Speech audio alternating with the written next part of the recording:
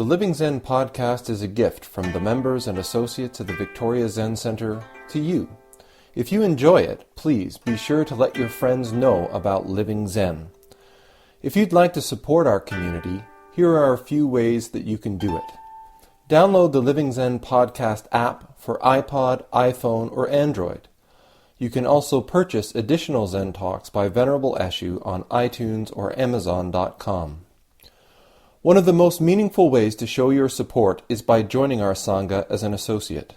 Your commitment of $10 a month will ensure that offerings like the Living Zen podcast and our online e-Zendo will continue to be available around the world to everyone with an interest in truly living Zen. To become an associate, please visit our website at www.zenwest.ca and click on the membership tab. Thank you for your support.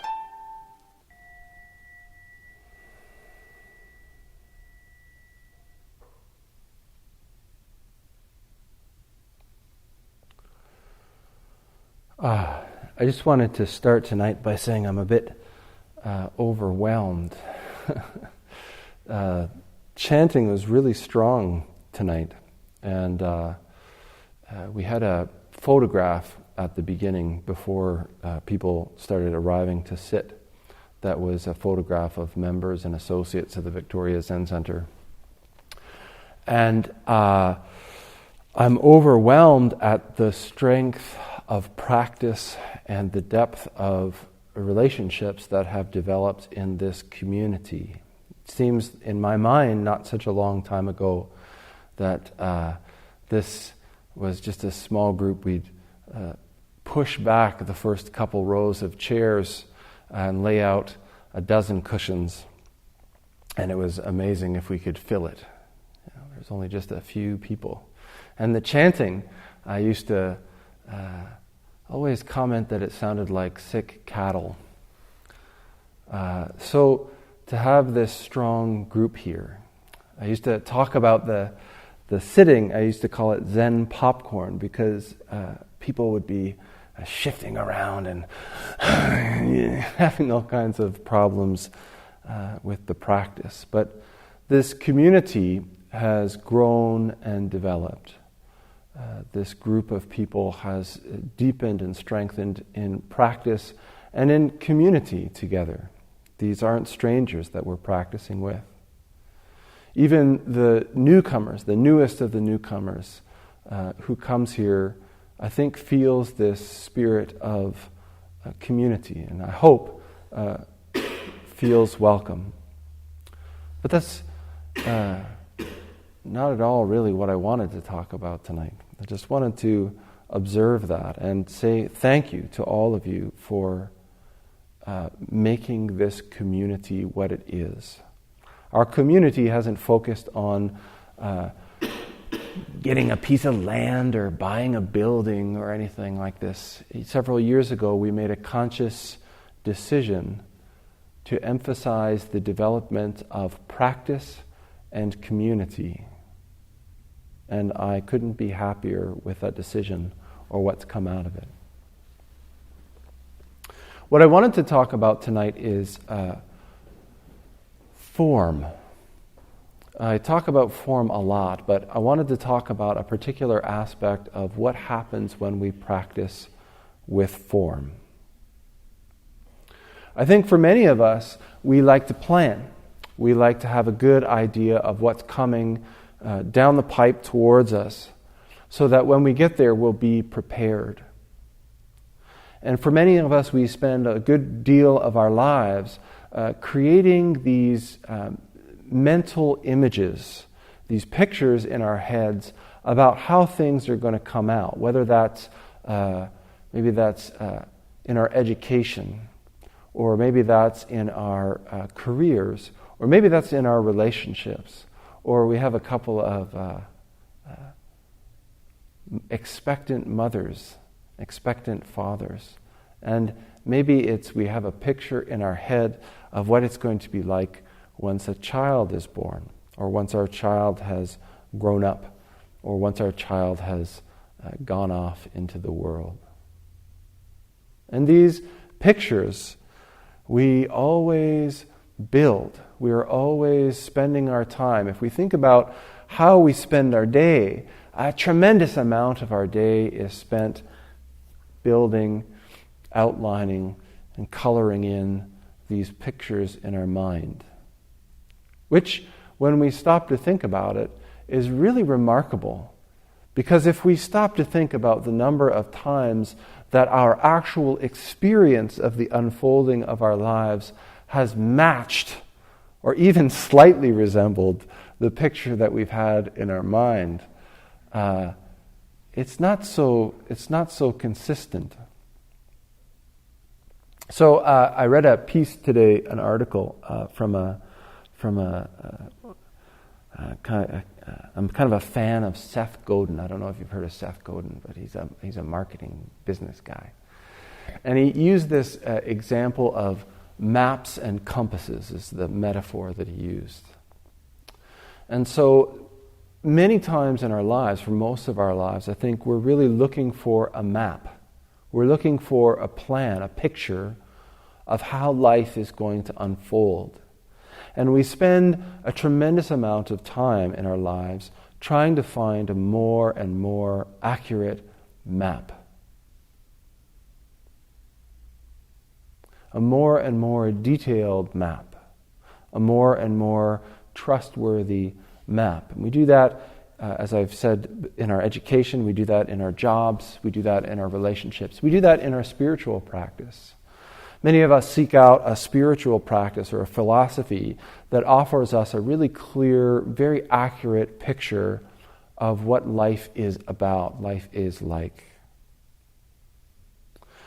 But when we begin to investigate Zen practice, we can see that it appears like there's this map. We come in and there's this structure, and the structure seems really rigid.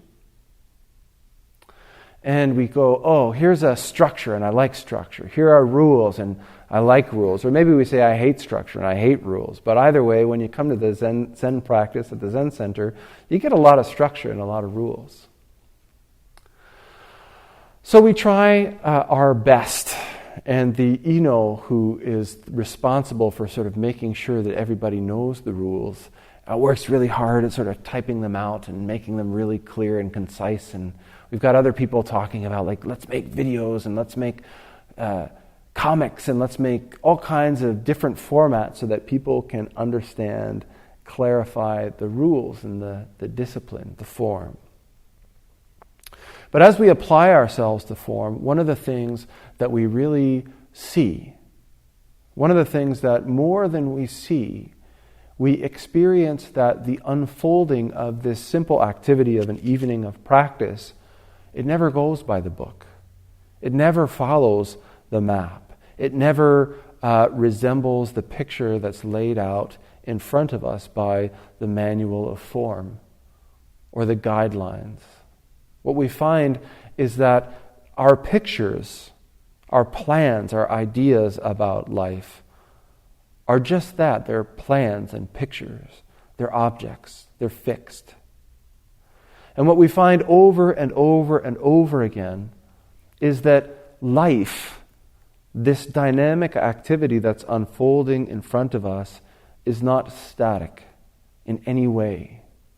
No quality of it is static. There is no thing anywhere, not even the smallest thing, that we can find that is static.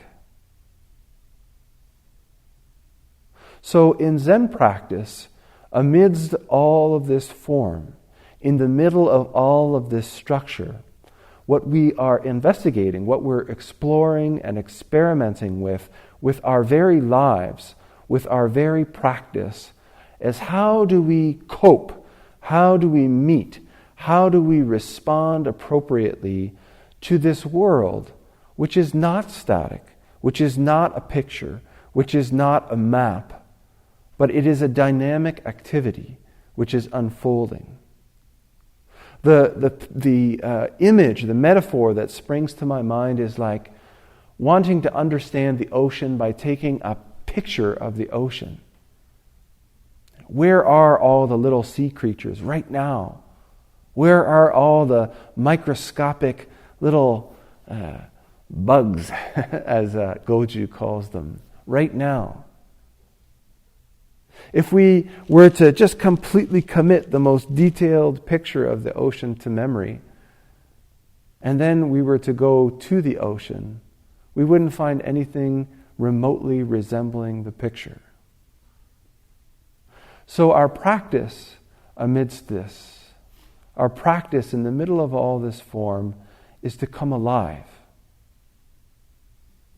is to break out of this constant picture making that we do, this constant map seeking that we do, this constant seeking for safety and security. To use Seth Godin's metaphor, it goes from giving us a map to giving us a compass. This practice is a microcosm which allows us to investigate spontaneously responding to life as it arises. Little things come in. People arrive late. Bells fall apart. Incense breaks in half. And these seem like really small details, really insignificant things in the grand scheme of life. And indeed they are. But what's interesting, what's valuable, is to be present with ourselves as they happen. What do we do? How do we respond when things don't go according to the plan? When things don't match the picture that we had in our head of how things were going to go? When anger arises, when anxiety shows up, when we get so upset with ourselves that we want to burst into tears over missing a cue somewhere along the way. How do we respond? This practice is to meet this dynamic unfolding activity of our lives with an open heart, with the confidence and knowledge that just as we are completely prepared to meet life just as it is. We're completely prepared and entirely equipped to respond appropriately to any situation that arises. This unfolding moment is nothing other than our lives. There is nowhere else for us to be. There's nothing else for us to do. All of the activity in the vast cosmos has proceeded to this very moment. This very moment which has as its content all things. We're so worried about doing the wrong thing. We're so frightened of what's coming next, that not knowing, that we actually spend our lives living in our heads, planning, reminiscing about the past, but certainly not engaged in the activity of our lives, which is unfolding every moment.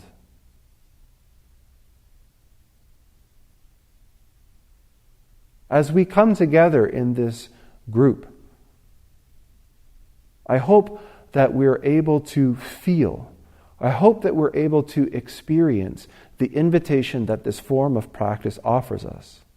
That when we hear the bells and the sound of voices chanting, that it's not some dead old religious structure that we all just like robotically participate in. I hope that we're able to connect with the invitation to step out of your head, to step out of the planning and plotting and map making, and to dynamically leap into the unfolding activity of your life, the unfolding activity of this cosmos as sound, as sitting, as walking.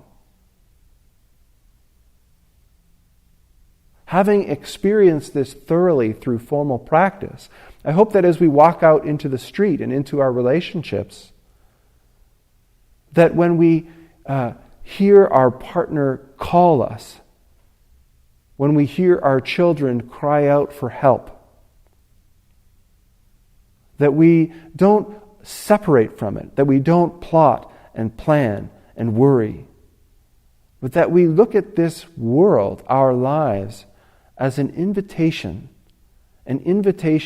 to come alive, to respond dynamically to the requirements, to the situation of our life as it unfolds before us.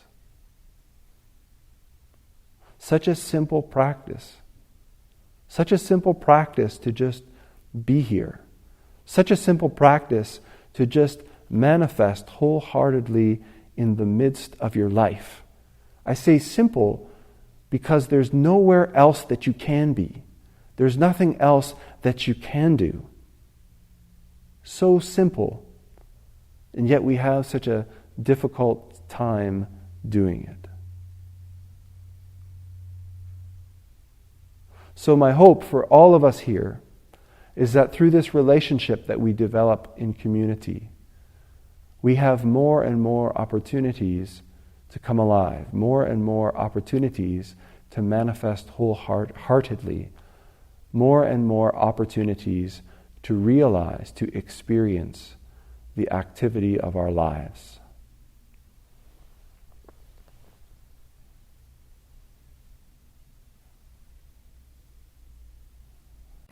Thanks for listening to the Living Zen podcast.